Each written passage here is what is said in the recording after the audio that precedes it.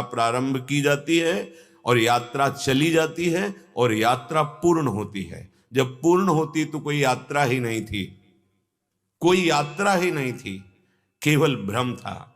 भ्रम की निवृत्ति होती है, केवल साधना से भ्रम की निवृत्ति होती है। जो सत्य था वही है, वही रहेगा। अब सावधानी से उपासना मार्ग को हम पुष्ट करें, इसलिए श्रीपाद प्रबोधानंद जी महाराज बहुत सावधानी की बात करते हैं। श्रीपाद कह रहे हैं कि यदि आपके अंदर ये दोष हैं तो वृंदावन में रहते हुए भी कृपा का अनुभव नहीं कर पाओगे। वृंदावन असमर्थ हो जाएगा। परम सामर्थ्यशाली वृंदावन असमर्थ हो जाएगा। ये बड़ी सावधानी की बात कही। परम सामर्थ्यशाली हरि गुरु असमर्थ हो जाएंगे आपका उद्धार करने में, आपका कल्याण करने में, आपको द्वंद्वातीत करने में। सावधानी से सुने। श्रीपाद कह रहे हैं, कुंभी पाकाधिकतर महादुख संभार गेहा, रंभी दंभी न भय चकिता, स्त्रियाख्य कुंभी न सीता, गंभीरांतः प्रणय रहितो माधवे साधुलंभेश, तंभीभूतस्तदपि न रसोज्रम्भि वृंदावनम भो। सावधान, यदि तुम ऐसे आचरण करोगे तो मानो कुंभी पाक नरक में घर बनाने की व्यवस्था कर ली है।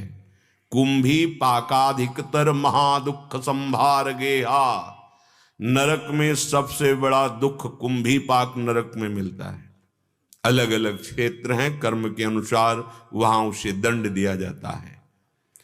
कुंभी पाक सबसे दुख भोगने वाला, लंबे समय तक जो ऐसे आचरण करता है उसे कुंभी पाक नरक में डाला जाता है। मानो यहां आया था मुक्त होने मानव देह में और उसने घर बना लिया कुंभी पाक नरक का।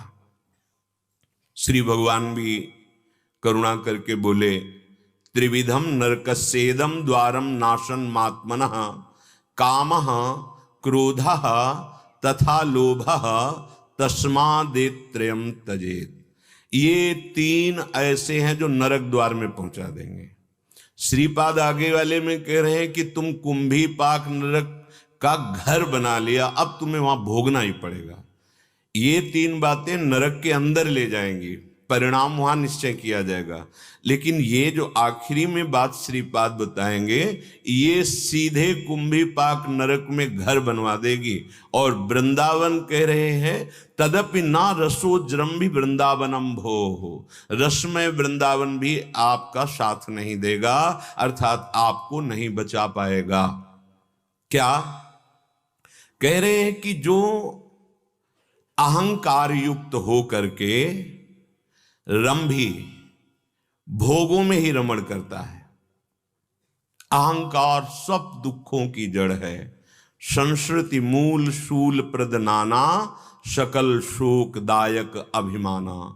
जितने शोक हैं, अशांति है, दुख है, सबका मूल ये अहंकार है। देहाभिमान, विद्याभिमान, कुलाभिमान, नाना प्रकार के महत्व का अभिमान, विद्या रूप महत्व गुण धन जौवन अभिमान। ये वृंदावन इह विधि बसे तजिके सब अभिमान, तृणते नीचो आपको जाने सोई जान। उपासना का मार्ग ही है। यदि भक्ति मार्ग से चलते हैं तो अपने को तृणादपि सुनीचेन, समझ में ही नहीं आता। समझ में नहीं आता कि आप उपासना में क्या चल रहे हैं।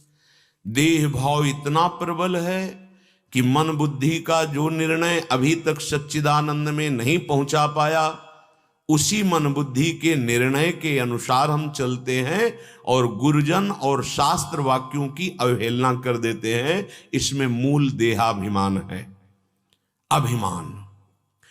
जो रंभी अर्थात भोगों में ही